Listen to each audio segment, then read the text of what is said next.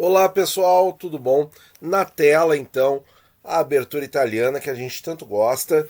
E como vocês receberam bem aí a série dos erros na abertura italiana, nós bolamos aqui mais um vídeo. E a ideia agora é o seguinte, é olhar um lance aqui que é um erro, certo?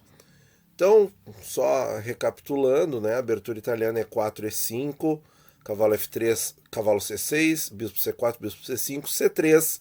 Nós vamos olhar o Gioco piano, agora não o pianíssimo, certo? Cavalo F6, D4. Qual seria o erro aqui? Jogar bispo B6, certo? Por quê? Porque nós estamos vendo aqui claramente que a branca está rompendo no centro, certo? E se a negra recua o bispo, fica óbvio que as brancas vão tomar conta desse centro ou vão ganhar um peão, no mínimo, né? Por isso que o lance obrigatório aqui é E por D4, C por D4, bispo B4 cheque, e aí as brancas têm duas possibilidades, que são cavalo C3, que é o gambito greco, certo? Que é um pouquinho discutível. Se as pretas souberem o que estão fazendo, as brancas não têm vantagem e ficam com peão a menos. Ou bispo D2, que ainda tem jogo, certo? Então, o lance correto é tomar o peão. Mas, se as negras jogam bispo B6, qual é a linha que. Qual é o lance que praticamente refuta o jogo das negras? D por E5, certo? Isso aqui a gente está vendo agora a partida do Giacomo Greco, de 1620. É muito antigo, pessoal. É muito antigo isso aqui, certo? E aí, como é que continua? Na continuação dele lá de 4 séculos atrás, cavalo por E4, dama D5 e acabou, tá? Acabou. Claro, pode ter bispo por F2, cavalo por F2, ou bispo por F2 cheque e depois defende. Não, pode ter bispo por F2 cheque, aí depois a negra defende o ponto F7 e aí continua com algum jogo duvidoso, certo? Mas nessa posição aqui praticamente acabou, certo?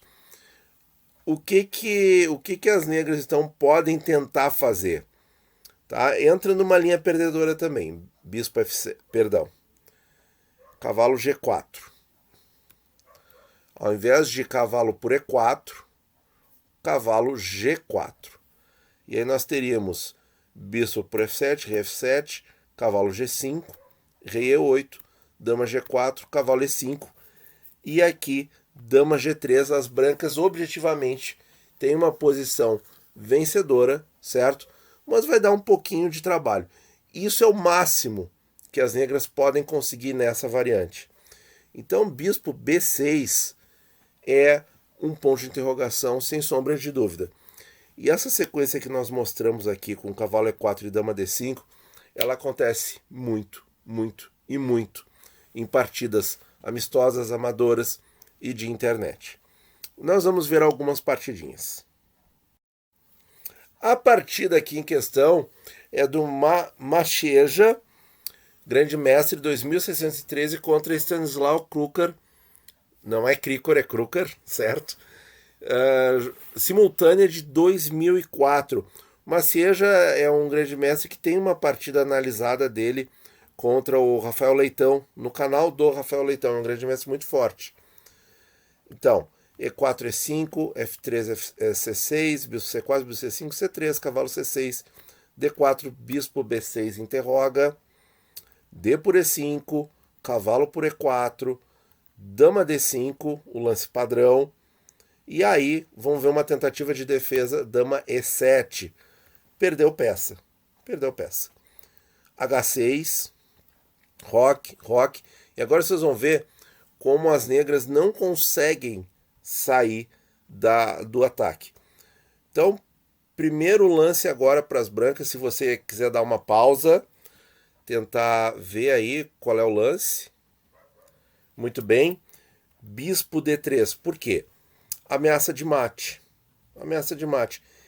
E uma das defesas, que foi a que o jogador de negras escolheu, perde peão e permite a continuidade do ataque. Então G6, bispo H6 ameaçando a torre, torre E8. Agora o bispo volta por G5 ameaçando a dama e já fazendo espaço para a dama, por exemplo, poder vir por H4. Dama F8. Então quer dizer, vejam que um lance errado na abertura, as negras já estão sem jogo. Dama H4, dama G7, bispo F6, ameaçando aí então, se joga dama F8, dama H8 mate. Esse padrão aqui, pessoal, peão avançado com bispo fianquetado.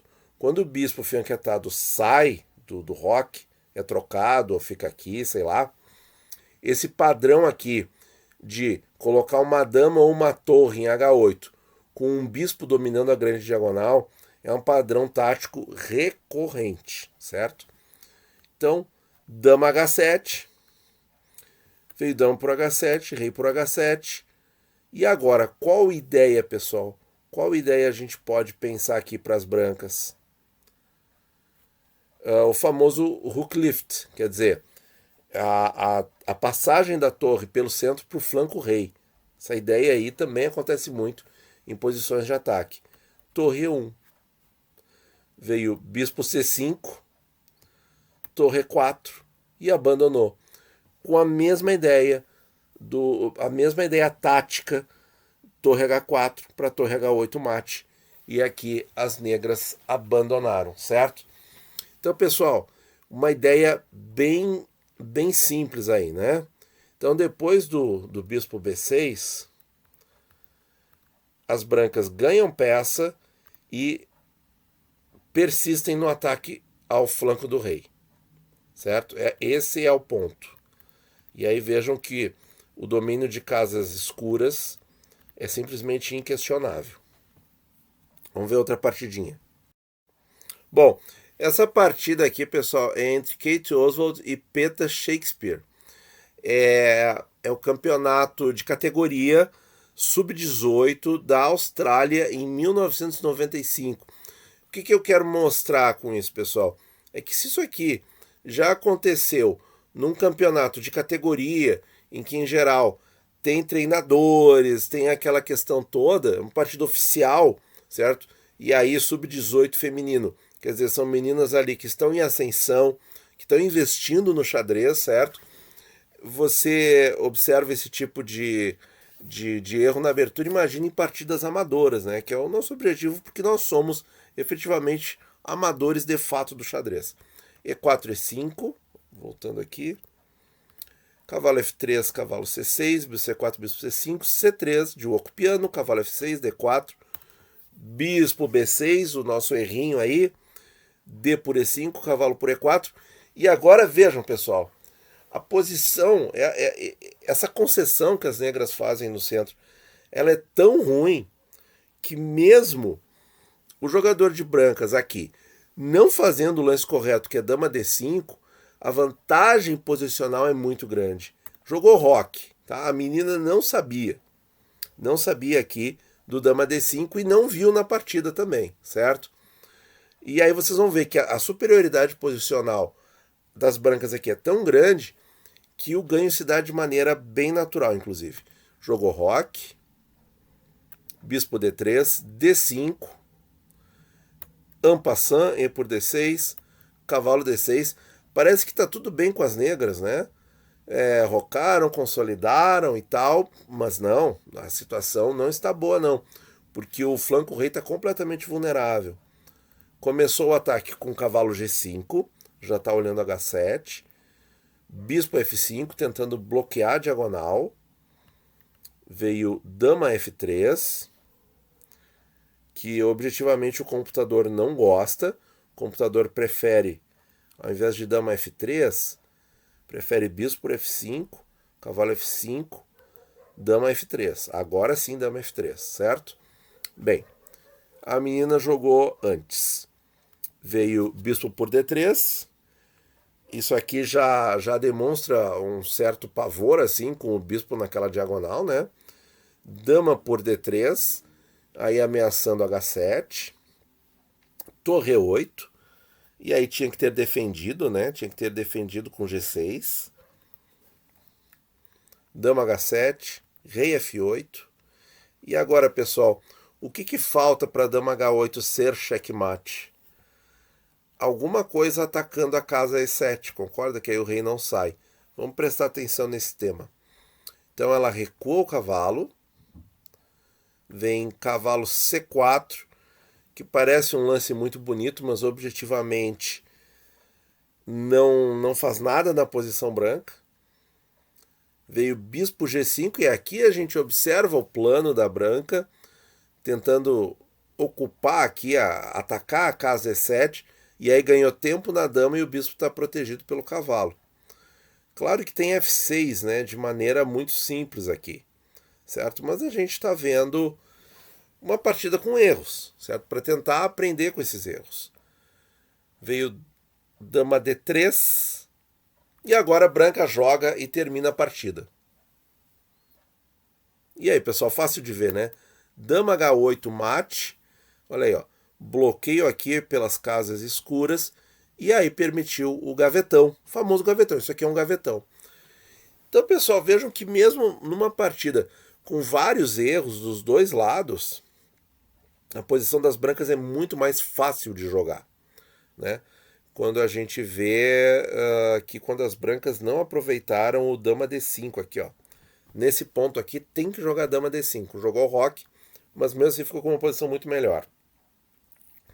Então, pessoal, esse erro aqui, quando a branca avança D4 e as negras não confrontam o centro e começam a recuar, parece aquele lance do medinho, né? O bispo B6 parece o lance do medinho. Aqui a branca tem que aproveitar a oportunidade e